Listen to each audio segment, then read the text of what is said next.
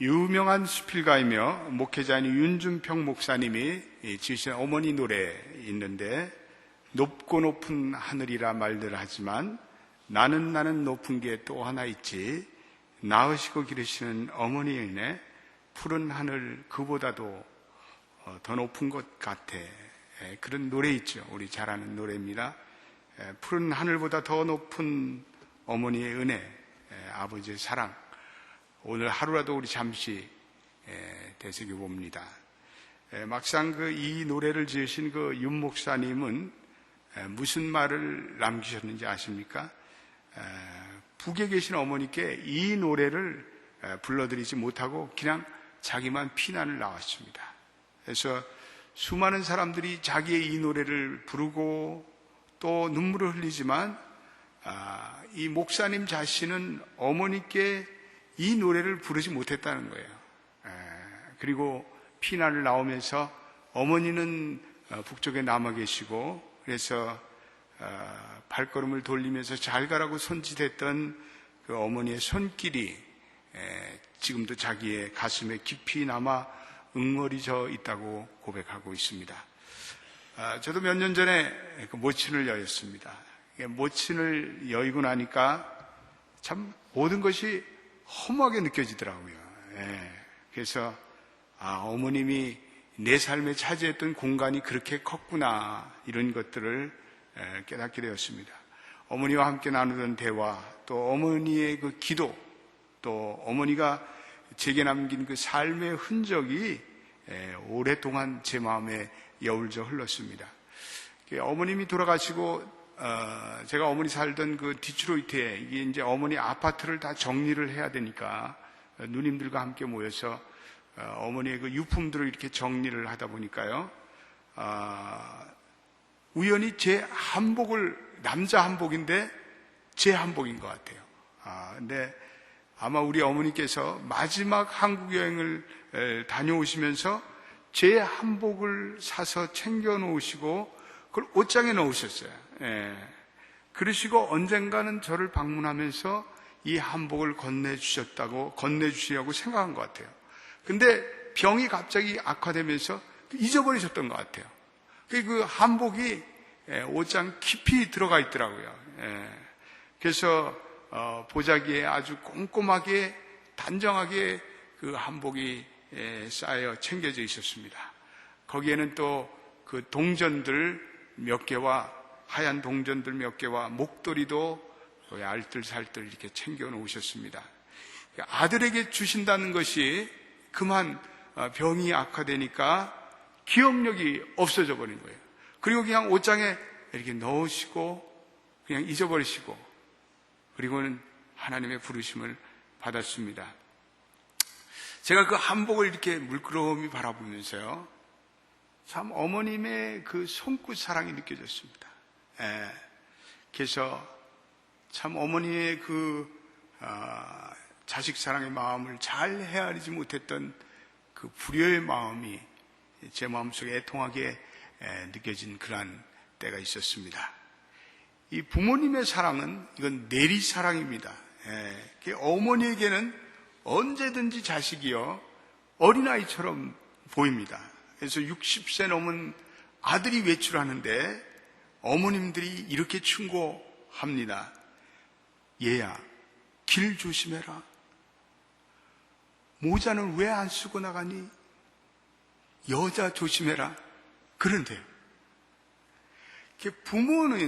부모의 마음은요, 언제나 선한 거예요. 적어도 부모님이 우리에게 행한 마음은요, 이건 진정한 마음이에요. 선한 마음. 우리 쪽에서는 그 마음이, 방법론이 마음에 안 들어도 그 중심은 귀한 거 아닙니까? 그래서 우리는 그 사랑을 우리 마음속 깊이 우리가 간직해야 합니다. 오늘 우리가 읽은 이 에베소서의 이 본문을 5장, 6장을 여러분들 읽어가시면 아주 이것을 가정사역적인 렌즈로 보면 아주 귀한 흥미로운 말씀의 구조가 이루어져 있습니다. 6장에 오늘 부모를 공경하라 이렇게 말씀하는 그 말씀에 앞서서 5장의 마지막 말씀에 가면은 아내와 남편이 서로 사랑하고 복종하라, 이러한 말씀이 나와요. 그런데 거기서 조금 더 올라가면 5장 18절과 18절에서 21절에는 성령의 충만함을 받으라, 이런 말씀이 나와요. 사도 바울이 성도들이 성령 충만함 받으라 강조하고 있습니다. 그런데 성령 충만함을 받으라 라고 말씀하고 있은 다음에 사도 바울이 가정사역에 대해서 말씀하고 있어요. 성령 충만의 실제적인 열매들이 가정에서 나타나야 된다는 거예요. 성령 충만함을 받은 사람들은 이건 아내와 남편이 서로 사랑하고 복종하는 열매로 나타나야 된다는 것입니다. 부모를 공경하는 효도의 열매로 나타날 뿐 아니라 또 계속 보면은 4절에 자녀를 노엽게 하지 말고 자녀를 따뜻한 사랑으로 감싸라, 이렇게 말씀하고 있습니다. 그래서 사도 바울이 강조하는 것은 성령 충만한 사람들은 가정과 가족이라는 구체적인 공간 속에서 그 성령의 충만함을 받으라, 이렇게 말씀하고 있어요. 우리가 성령 충만하면 뭐 이렇게 방언하고 예언하고 무슨 환상 보고 이런 거로만 우리 오해하는데, 물론 그것도 성령의 은사로 나타나는 외적인 열매라고 할 수 있지만, 그러나 그것만으로 성령 충만함 보는 것은 문제가 있습니다. 바울이 성령 충만함 받은 사람들은 이 가정사역을 잘 해야 된다는 거예요. 가정사역을 잘 하지 않는 사람이 이건 성령 충만한 사람이라고 볼 수 없다는 거죠. 그래서 사도 바울이 성령의 충만함을 받으라 라고 말씀한 후에 그 다음에 그 성령 충만함이 아내와 남편의 관계에 있어서, 또한 부모를 향한 효도와 그리고 자녀의 관계에서까지 흘러가야 된다는 것이죠. 그래서 성령 충만한 성도들은 가정사역에 있어서 성령의 열매를 맺어야 된다, 이렇게 말씀하고 있습니다. 오늘 주신 말씀 속에서 특별히 사도 바울은 자녀들이 부모를 순종해야 한다고 권면하고 있습니다. 여러분 1절 말씀을 읽어보겠습니다. 귀한 말씀입니다. 한 번만 더 같이 읽어보겠습니다. 시작. 자녀들아, 너희 부모를 주 안에서 순종하라. 이것이 옳으니라. For this is right. 이거 옳다는 것은 히라보로 이건 디카이오스라는 단어를 쓰고 있는데, 이거는요 본래적인 의라는 것입니다. 영어로 하면 natural justice라는 겁니다. 이건요 하나님이 인간의 마음속에 새겨놓은, 이거는 자연법이라는 것입니다. 이거는 어느 문화나 초월해서 어떠한 문화권이나 어떠한 언어권이나 반드시 지켜야 할, 이건 초문화적인 하나님의 법이라는 거예요. 부모를 공경하라, 이 효도 사상은 이 기독교에만 나타나지 않고 어느 사회나 다 이 효도는 우리의 인간의 가장 중심이 되는 도덕입니다. 헬라파 철학자도, 그리고 동양 철학, 유교도, 도교도, 불교도 효라는 것은 가장 근본적이고 중심적인 도덕이 되고 있습니다. 부모를 거역한다는 것은 이거는요 하나님께서 주신 가장 기본적인 법인, 이거는 자연법을 위반하는 거예요. 그래서 부모를 멸시하고 경멸하는 것은 이건 마지막 타락한 사회의 징조입니다. 성경에 보면 말세의 징조를 언급하면서 꼭 드는 것은 부모를 공경치 않는 불효한 세대를 들고 있어요. 디모데후서 3장 1절 2절 우리 화면에 한번 나오는데 한번 같이 읽어보겠습니다. 디모데후서 3장 1절 2절 같이 읽어보겠습니다. 시작. 내가 이것을 알라. 말세에 고통하는 때가 이르리니 사람들은 자기를 사랑하며 돈을 사랑하며 자극하며 교만하며 회방하며 부모를 거역하며 감사치 아니하며 거룩하지 않으며, 말세의 모습으로 사도 바울의 것은 부모를 거역하며 감사치 않는다, 이렇게 얘기하고 있습니다. 부모를 거역하는 세대, 이거는요 종말론적인 마지막 징조의 모습이다. 예수님도 마가복음 13장 12절에 말세의 모습을 하나하나 언급하면서 형제가 형제를, 아비가 자식을 죽는 데 내어주며 자식들이 부모를 대적하여 죽게 하리라, 이렇게 얘기하고 있습니다. 자식이 부모를 대적하고 부모를 거역하고 부모를 홀대하고 부모를 멸시하는 것, 이거는요 말기적인 현상이라, 이런 거예요. 몇 해 전에 그 LA에서 어느 교포 노인이 한인회가 주선해서 한국에 양로원으로 보냈습니다. 자녀들이 버려버리니까 어떻게 해요? 한인회에서 할 수 없이 한국에 보냈어요. 제주도에 효도 관광을 시킨다고 데려가가지고 제주도에 그냥 떨어놓고 자식은 가버렸어요. 폐역한 세대입니다. 아주 폐역한 세대. 자기를 즐기기 위해서, 자기들만 살기 위해서, 자기 부모를 거추장하게 생각하는 이러한 세대는, 이거는요, 타락한 세대입니다. 오늘 사도 바울이 2절, 3절에서 이렇게 하나님의 축복의 말씀을 전하고 있습니다. 우리 한번 6장 2절, 3절도 읽어보겠습니다. 시작. 내 아버지와 어머니를 공경하라. 이것이 약속 있는 첫 계명이니 이는 내가 잘되고 땅에서 장수하리라. 예, 이 부모를 공경하는 이 효도가 있는 그 사회는요, 건강한 사회예요. 그런 사회에 사람들은 장수하고 그런 사회 사람들은 다 하나님의 복을 누립니다. 그래서 그 사회가 복을 받고 번영돼요. 부모를 팽개치고 부모를 효도하는 그러한 사회는 망한 사회예요. 하나님의 복이 없어요. 예. 오늘 본문의 이 말씀은 원래 출처가 10계명입니다. 그래서 출애굽기 20장 12절에 보면 모세가 5번째 하나님께 받은 계명 중에 내 부모를 공경하라. 그러면 하나님 내 여호와가 내게 준 땅에서 내 생명이 길리라. 이렇게 말씀하고 있어요. 10계명은 원래는 4계명은 인간이 하나님에 대한 의무를 얘기하고 있어요. 그래서 전반의 4계명에는 하나님 여호와라는 말이 나옵니다. 그리고 이 나머지 6계명은 인간이 이웃에 대한 계명을 얘기합니다. 그런데 유대인들은요, 이 계명을 10계명을 두 판으로 나눠서 각기 5계명씩 기록하고 있습니다. 그런데 이 부모를 공경하는 것을요, 하나님을 공경하는 그 계명에 집어넣었어요. 이유가 있습니다. 그래서 부모는 지상에 보이는 하나님이에요. 어떤 의미에서 부모는 하나님을 의미해요. 부모는 하나님과 함께 우리의 생명사에게 참여하고 있습니다. 우리가 하나님 하지만 우리가 때때로는 추상적으로 느껴져요. 근데 우리는 부모님의 사랑을 통해서 이 하나님의 사랑이 어떠한지를 느낄 수가 있어요. 그래서 기독교 심리학자들은 어린 시절에 부모님의 사랑을 따뜻하게 못 받고 자란 사람들이 이 하나님의 개념을 훗날에 얘기해도 이 하나님의 개념이 이렇게 잘 이해가 안 된다는 거예요.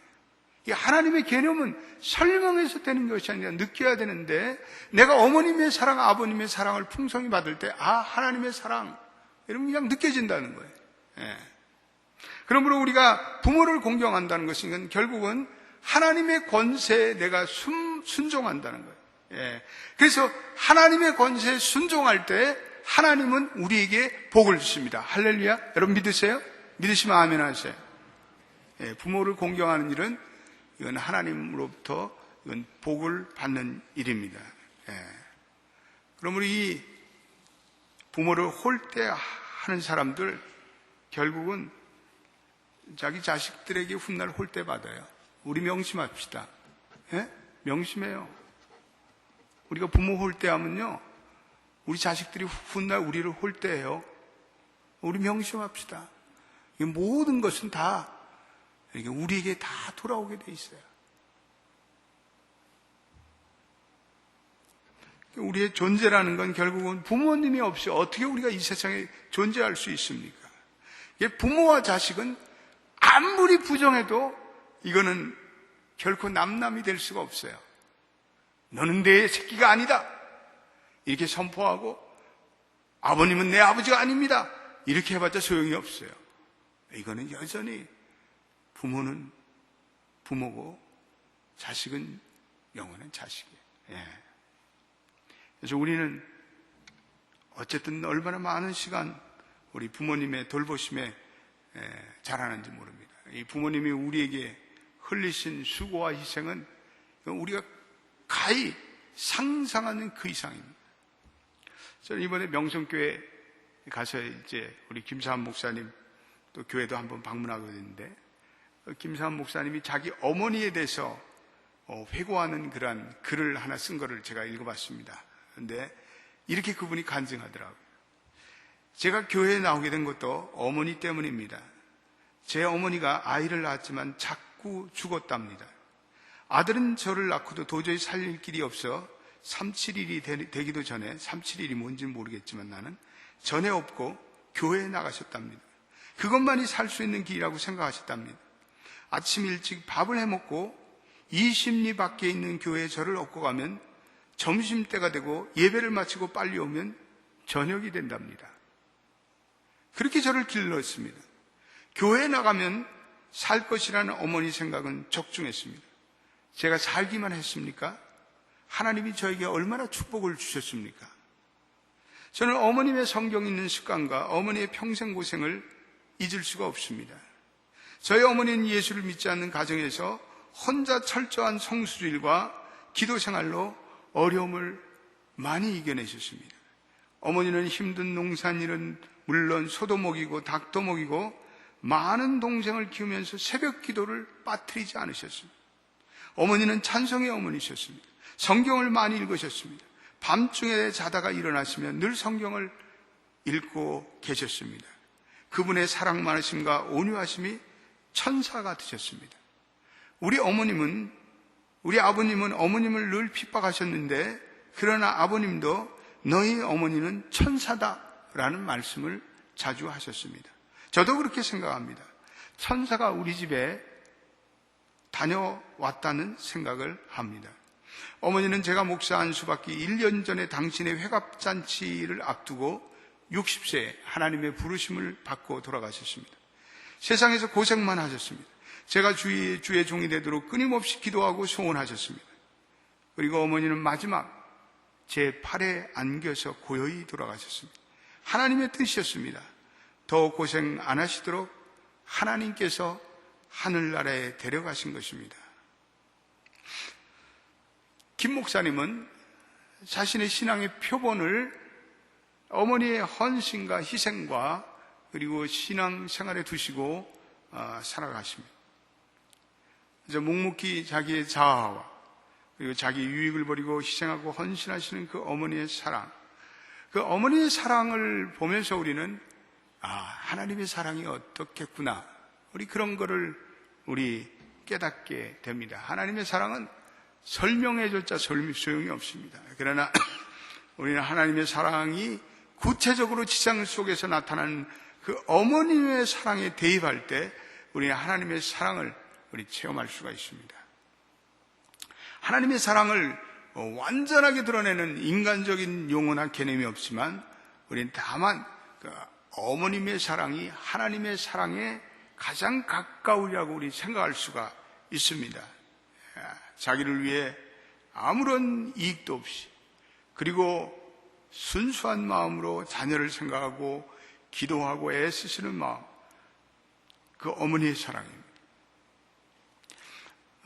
저는 어머니 주일이면 정기적으로 제가 반복해서 들려주는 우화가 있습니다. 제가 좋아하는 우화인데 이미 우리 교인들 중에서 들은 분도 있는데 또 한번 들어보세요. 이 우화는 우리의 삶에 무한정한 교훈을 주고 있습니다. 어느 깊은 산골 나무꾼 부부가 어린 아들 그리고 늙은 노모를 모시고 살아가고 있습니다. 그런데 어린 아들이 어느 날 시름시름 큰 병에 걸리고 말았습니다. 이 부부는 이 어린 아들을 살리기 위해서 백방을 다했지만 아이는 시름시름 죽어만 가고 있었습니다. 그러자 어느 용한 한의사가 그 아들에게 이런 처방을 내렸습니다. 사람의 생간을 먹이면 아들이 살 수 있을 거야. 그 이야기를 들은 나무꾼은 낙심이 되었습니다. 이 깊은 속에 사람의 생간을 구한다는 것은 도저히 불가능했습니다. 이 나무꾼은 고민을 하다가 마침내 아내와 늙은 노모를 비교하기 시작했습니다. 그러자 아내는 아직도 젊고 오래 살 수 있기에 이제 노모는 더 이상 살 수 없다고 생각하고 고민을 더하다가 이제는 어머니를 죽이기로 결심했어요. 그리고 깊은 산골에 들어가 노모를 죽였어요. 그리고 간을 꺼내들고 그 산골에서 달려 나오기 시작했습니다. 어머니를 죽였다는 그 죄책감을 가지고 산길을 내려올 때 그만 발을 잘못 디디고 실족할 뻔했습니다. 그런데 어디선가 노모의 따뜻하고 다정스러운 소리가 들려왔습니다. 아들아, 서둘지 말아라. 그렇게 가다가는 다친단다. 천천히 가렴. 여러분, 어머니의 사랑입니다. 가히 없는 어머니의 사랑. 당신이 가진 모든 것을 내어주고도 그래도 또 주실 것이 없는가 안타까워하시는 그 사랑. 자신의 목숨을 내주시고도 섭섭한 마음이 없습니다. 그리고 우리를 또 걱정하십니다.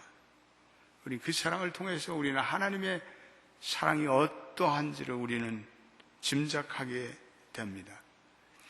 우리가 이 사랑을 생각할 때 우리 부모님께 어찌 효도할 수 있습니까? 저는 미국에 살면서 우리가 미국 사람에게 분명히 가르쳐야 할 우리의 동양식의 가치관이 하나 있는 건 효도라고 생각해요. 효도. 예. 우리 미국 사람들에게 분명히 가르칠 수 있는 가장 좋은 우리가 수출해야 할 동양의 가치관은 효도라고 생각해요. 이 효도는 참 귀한 거예요. 우리가 배우고 익혀온 1년뿐 아니라 이건 하나님께서 우리에게 명하신 것입니다. 성경이 우리에게 권면하고 있습니다.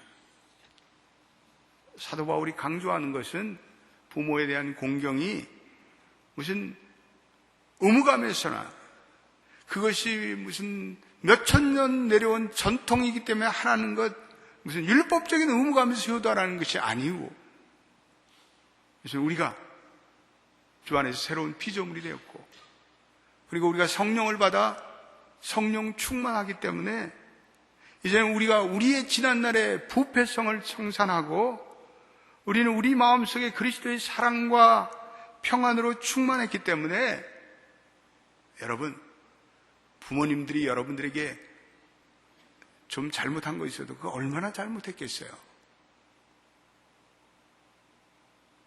부모님의 사랑은 영원한 것입니다. 부모님의 사랑하는 것입니다. 그러므로 우리는 새로운 피조물이 된 우리들은 기쁨으로 그리고 우리 자연스러운 마음으로 우리 부모님을 공경해야 합니다.